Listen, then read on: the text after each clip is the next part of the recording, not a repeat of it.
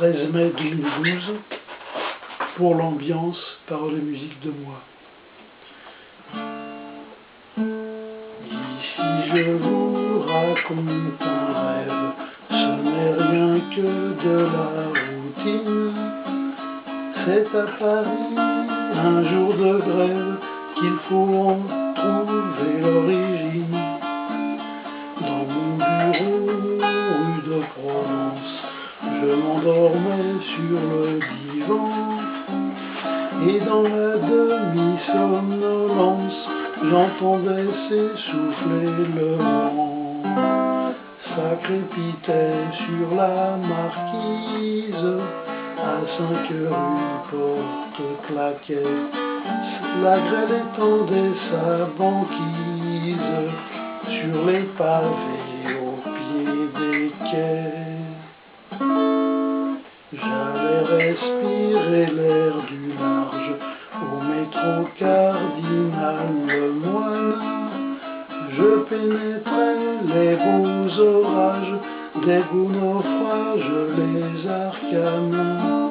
Le téléphone s'obstinait de sonner à la réception. Depuis midi abandonné au vacarme de tous les camions. Un peu plus bas que mes persiennes, j'entendais dans les messageries nouvelles de la place parisienne, le bruit des idées que l'on trie.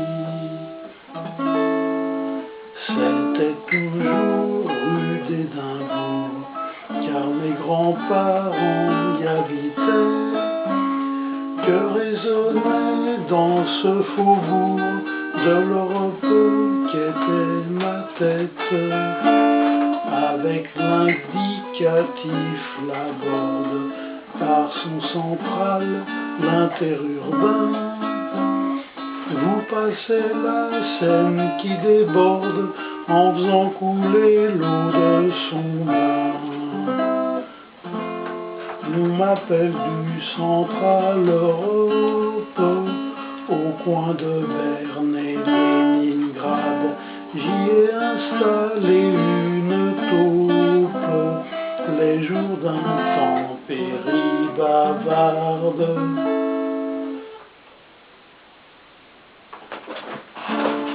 Sur le central, rue d'Édimbourg, menacent les précipitations qui vont au pont de Charlesbourg pour lui réciter leurs leçons. Le corridor menant au Havre suivait une ligne de mire qui franchissait plusieurs octaves sur le manche de ma vieille lyre. Séparé par une verrière, mon bureau donne sur un couloir jusqu'à la clairière d'Achères. Tous les matins clairs je peux voir. Au mur se cachait sur le plan la poste de rue Saint-Lazare, dans le 9e arrondissement qui bourdonne comme un bazar.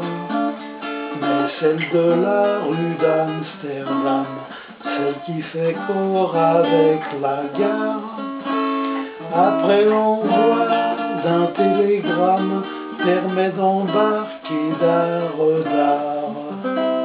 Le train de Londres à Istanbul, c'est une affiche sur un mur à Saint-Lazare parmi la foule. Je vais à la bonne aventure. Des horaires, j'en ai plein la tête, ceux du rapide de Granville, mais on affite les jours de fête pour respirer la chlorophylle. Je vais seul à Porchefontaine, c'est lèvres pour ses sauts de mouton, et aussi pour son oxygène que par les ajours nous goûtons. Je suis seul à Porchefontaine, ses lèvres pour ses sauts de mouton, et aussi pour son oxygène que par les ajours nous goûtons. J'ai un agent dans la vallée de la Seine vers Saint-Germain.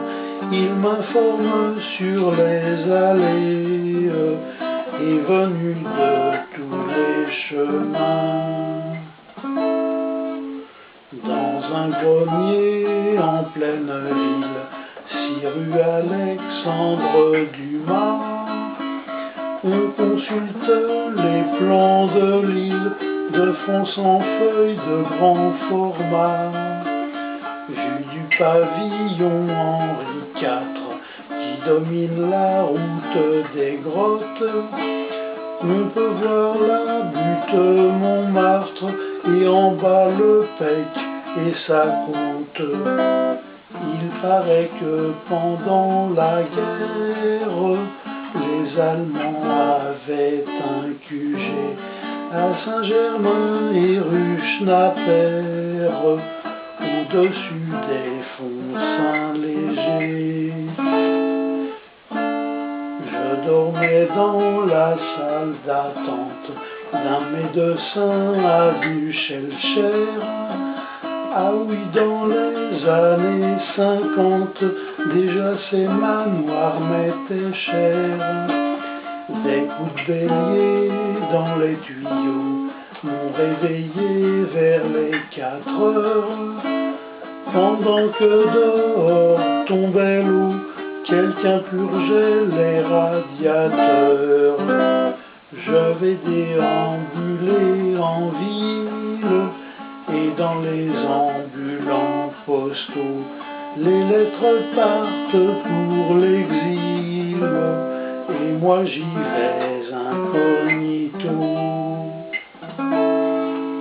Je descendais la rue de Londres jusqu'à la place de Budapest, avec les parasites des ondes courtes écoutées pendant la sieste.